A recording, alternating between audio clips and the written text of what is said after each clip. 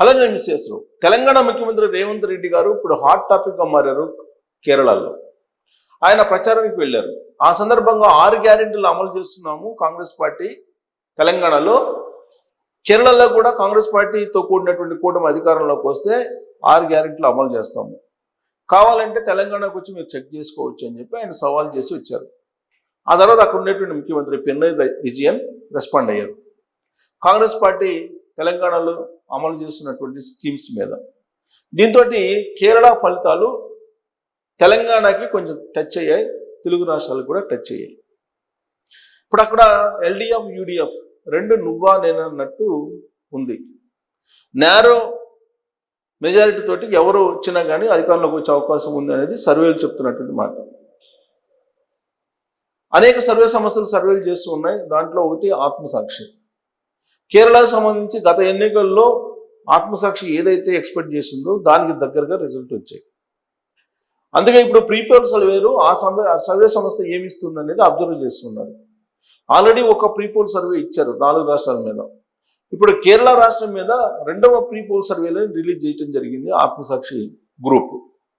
మరి అది ఏం చెప్తుంది, కేరళలో ఉండే పరిస్థితి ఏంటి, కేరళలో ఎలాంటి అంశాలు ఓటర్ల మీద ప్రభావితం చూపేటువంటి అవకాశం ఉంది, అధికారంలోకి ఎవరు వచ్చేటువంటి అవకాశం ఉంది అనే దాని మీద ఆ సర్వే సంస్థ వేసినటువంటి అంచనాలు ఏంటి అనేది ఒకసారి చూద్దాం. ఇక్కడ ఏప్రిల్ 4వ తారీఖు యాజ్ ఆఫ్ నౌ వాళ్ళు ప్రీపోల్ సర్వే 2వది రిలీజ్ చేశారు. Second prepoll survey Kerala. First prepoll survey 144 assembly కాన్స్టిట్యున్సీల్లో 28,800 శాంపిల్స్ తీసుకొని వాళ్ళు ఫిబ్రవరి 19th నుంచి 27th మార్చి వరకు చేశారు ఫస్ట్ ప్రీపోల్ సర్వే. ఇప్పుడు సెకండ్ ప్రీపోల్ సర్వే 42 కొన్ని సెలెక్టెడ్ కాన్స్టిట్యున్సీలు ఎంచుకొని, అంటే ఫస్ట్ ప్రీపోల్ సర్వేలో కొంత కన్ఫ్యూజన్గా ఉన్నటువంటి కాన్స్టిట్యున్సీలు ఏవైతే ఉన్నాయో వాటిని ఎంచుకొని వాటిలో ఉండే ఎగ్జాక్ట్ పరిస్థితి ఏంటి అనే దాని మీద ఇప్పుడు సెకండ్ ప్రీపోల్ సర్వే చేయడం జరిగింది. ఈ 42 కాన్స్టిట్యున్సీల్లో ఎవరు ఎక్కువ ఉంటే వాళ్ళ అధికారంలోకి వచ్చేటువంటి అవకాశం ఉంది. వేరియస్ ఫ్యాక్టర్స్ దీంట్లో పనిచేస్తున్నాయి. ఒకటి political demography, 2 voting trends, swing analysis, అలాగే అసెంబ్లీ వైజ్ పర్ఫార్మెన్స్ ప్యాటర్న్స్. దీన్ని బేస్ చేసుకొని ఆ పారామీటర్స్ని తీసుకున్నారు survey. Total number of samples collected in the second pre poll survey 11,250 తీసుకున్నారు. 42 అసెంబ్లీ కాన్స్టిట్యున్సీల నుంచి తీసుకొని సర్వే చేశారు.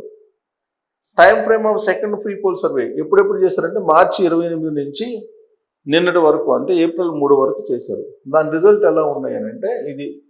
సో ఎలా దీని ఫ్యాక్టర్స్ ఏమేమి పని చేయబోతున్నాయి కేరళలో అంటే, ఒకటి ప్రైస్, నిత్యావసర ధరలు పెరిగిపోయినాయి, ప్రైస్ రేట్లు పెరిగిపోయినాయి, దాని ప్రభావం ఎక్కువ ఉండే అవకాశం ఉంది, మెయిన్ ఫ్యాక్టర్స్. అలాగే నిరుద్యోగం, అన్ఎంప్లాయ్మెంట్, నిరుద్యోగం బాగా పెరిగిపోయింది. డ్రగ్స్, ఆల్కహాల్, కమ్యూనిస్టులు పరిపాలిస్తున్న రాష్ట్రాల్లో కూడా డ్రగ్స్, ఆల్కహాల్ ఎక్కువగా ఉంది, దాని ప్రభావం ఈ ఎలక్షన్ మీద పడే అవకాశం ఉంది. కరప్షన్ ఛార్జెస్, అవినీతి అనేది ఎక్కువైపోయింది కేరళలో, దాని ప్రభావం కూడా ఉండే అవకాశం ఉంది. Infighting and factionalism among Congress leaders, Congress లీడర్స్లో అంతర్గత ఫైటింగ్, అలాగే ఫ్యాక్షనలిజం, ఘర్షణ వాతావరణం, ఇవన్నీ కూడా ప్రభావితం చూపిస్తాయి. క్రిస్టియన్ ముస్లిం ఓట్ బ్యాంకు, ఈ క్రిస్టియన్స్ ఎటువైపు మొగ్గు చూపుతారు, ముస్లిమ్స్ ఎటువైపు మొగ్గు చూపుతారు అనేది కూడా ప్రభావితమైనటువంటి అంశం గెలుపు ఓటమి మీద. యాంటీ ఇన్కంబెన్సీ ప్రజెంట్ గవర్నమెంట్, ప్రస్తుతం పినరయి విజయన్ గవర్నమెంట్ మీద ఉన్నటువంటి వ్యతిరేకత అనేది ఒక అంశంగా కీలకం కాబోతుంది. అలాగే శబరిమల గోల్డ్ థెఫ్ట్, శబరిమలలో బంగారాన్ని దొంగతనం చేశారు, దాని మీద ఈ ప్రభుత్వం వ్యవహరించినటువంటి తీరు ఏదైతే ఉందో అది ప్రభావం చూపేటువంటి అవకాశం ఉందని అంటున్నారు. అలాగే కమ్యూనల్ పోలరైజేషన్, సో కమ్యూనల్గా అక్కడ ఉండే మతాలు, కులాల సమీకరణలు, ఇవి polarization. BJP vote share, BJP ఎంత ఓట్ షేరు పెంచుకుంటుంది దాని మీద కూడా ఎల్డీఎఫ్ యూడీఎఫ్ అధికారంలో వచ్చే అవకాశం ఉందా అనేది ఆధారపడి ఉంటుంది. ఇది కేరళ ఓట్ షేర్ ఎలా ఉందో చూడండి ఒకసారి. ఆయా రాజకీయ పార్టీలకి ఓట్ షేర్ వచ్చేసి ఎల్డీఎఫ్ ప్లస్ అంటే కూటమి ఎల్డీఎఫ్ కూటమికి ఏమో 39.5% ఉంది, యూడిఎఫ్కి ఏమో 41.5% ఉంది, బీజేపీ 15% ఉంది.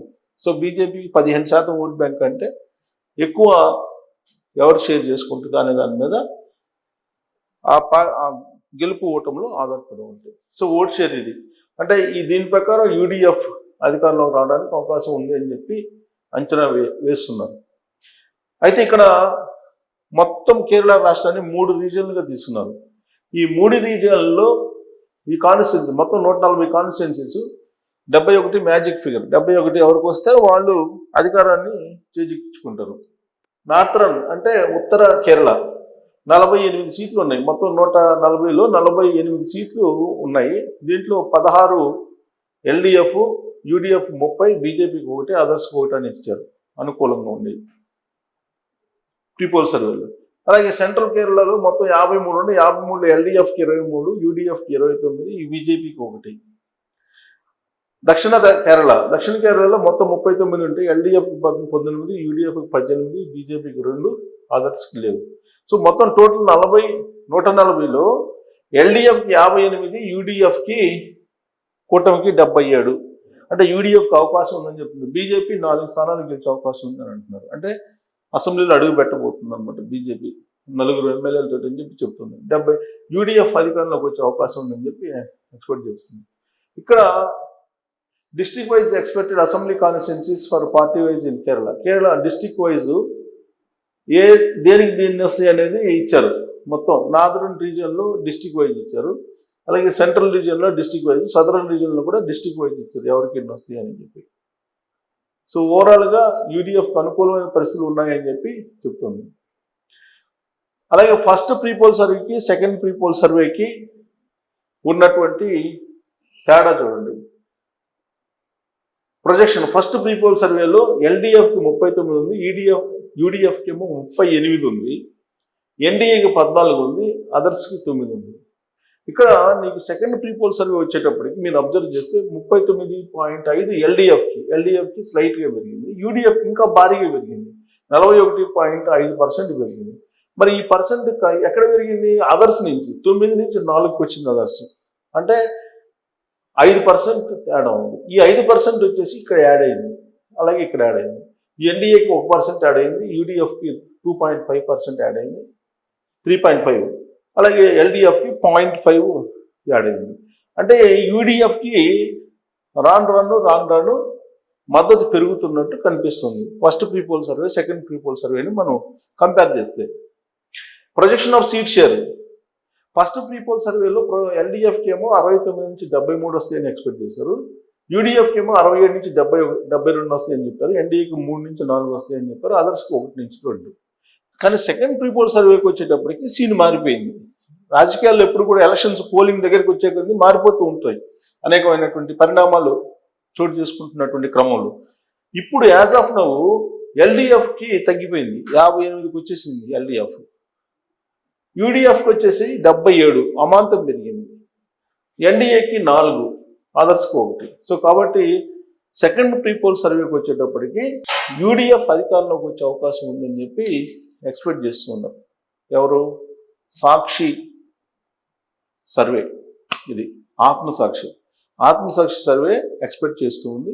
గత ఎన్నికల్లో ఆత్మసాక్షి సర్వే అంచనాలు దాదాపు దగ్గరగా వచ్చాయి. కాబట్టి ఈసారి కూడా దగ్గరగా వస్తే ఈ సెకండ్ ప్రీపోల్ సర్వే ప్రకారం యూడిఎఫ్ కేరళలో అధికారంలోకి వచ్చేదానికి అవకాశం ఉంది. మరి ఈ సర్వే మీద మీ కామెంట్ ఏంటని తెలియజేయచ్చు. Thank you.